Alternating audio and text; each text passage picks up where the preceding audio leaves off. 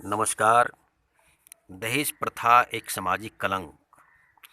हम लोग जानते हैं दहेज प्रथा ने सात्विक विचारधारा से हटकर कुप्रथा का रूप धारण कर लिया है भैया। इसका कुपरिणाम मानव संस्कृति के लिए ऐसा कलंक बन गया है जिसने पशुता को भी पीछे छोड़ दिया है।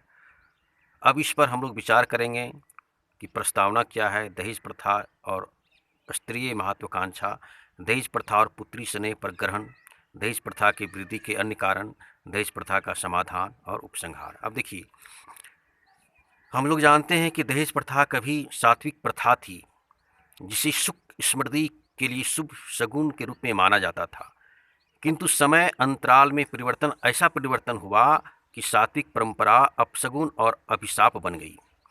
दहेज के नाम पर विज्ञापनों के साथ ऐसी अप्रत्याशित घटनाएं हुई कि मानवता के नाम पर सन्नाटा छा गया।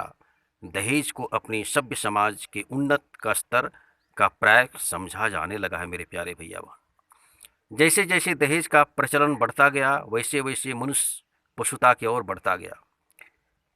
अपने उन्नत स्तर की पहचान दहेज से जोड़ने लगा। मनुष्य की बढ़ती महत्वाकांक्षा के अनुकूल लड़की की ओर से दहेज न मिलने पर अपनी साख को निम्न समझने लगा। लोगों पर मनोवैज्ञानिक प्रभाव पड़ा। चल पड़ी कुत्सित रास्ते पर, बेकार रास्ते को अपना लिया। संबंधों को घिनौना रूप देने लगे और वधू पर कहर बरपाने लगे। स्थिति यहाँ तक पहुँचने लगी, वधुएं आग की लपटों से झुलसने लगी, सिसकने लगी या आग के हवाले होने लगी।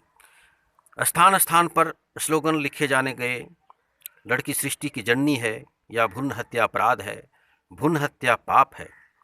ऐसे स्लोगन लिखने का कारण अनुपातिक दृष्टि से घटती हुई लड़कियों की संख्या है मेरे प्यारे भैया बहन। सामान्य स्तर के लोगों में दहेज प्रथा के चलन के कारण लड़की के जन्म को अभिशाप समझा जाने लगा और विज्ञान की प्रगति अल्ट्रासाउंड का सहयोग लेकर गर्भ में ही लिंग परीक्षण कराकर भ्रूण हत्याओं का दौर चल पड़ा। भ्रूण हत्याएं होने लगी। दूसरी अनुपात में लड़कियों की घटती संख्या देखकर चिंताएं बढ़ी। दुष्परिणाम यह भी आए, मातृत्व एवं पितृत्व स्नेह को ग्रहण लगने लगा। यद्यपि प्रत्येक परिवार की इच्छा रहती है कि मेरी बेटी का संबंध सर्वथा संपन्न परिवार में हो, धनी मानी परिवार में हो। इसके लिए परिवारों में दहेज के नाम पर मांग बढ़ी। लोग अपनी काली कमाई को दहेज के नाम पर खर्च करने लगे और देखा देखी सामान्य परिवार भी कर्ज लेकर अपने स्तर को बनाए रखने में जुटने लगे और दहेज प्रथा का मुंह सुरसा की तरह बढ़ता गया। दहेज धन से परिवारों का स्तर आंका जाने लगा। लड़की की योग्यता, उसका सौंदर्य, उसका आचरण दहेज की प्रथा में अदृश्य हो गया। लड़कों की कीमतें लगने लगी। दहेज प्रथा को वास्तव में समाप्त करना चाहते हैं तो विज्ञ जन अर्थात विद्वान जन केवल प्रवचन ना कर युवकों को सहयोग दें, उचित मार्गदर्शन करें, उत्साह बनाएं। दहेज के लालची लोगों का पूर्णतः बहिष्कार करें तो शीघ्र इस कलंकित प्रथा का अंत हो जाएगा।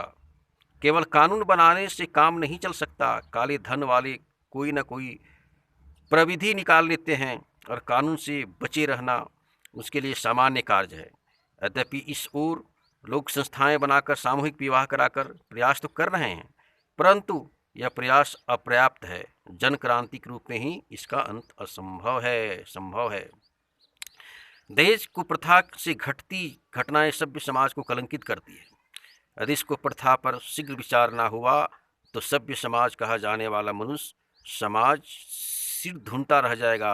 आज लड़के लड़कियां पश्चात सभ्यता के अनुकरण का बहाना लेकर परंपरा संबंध की ओर चल पड़े हैं।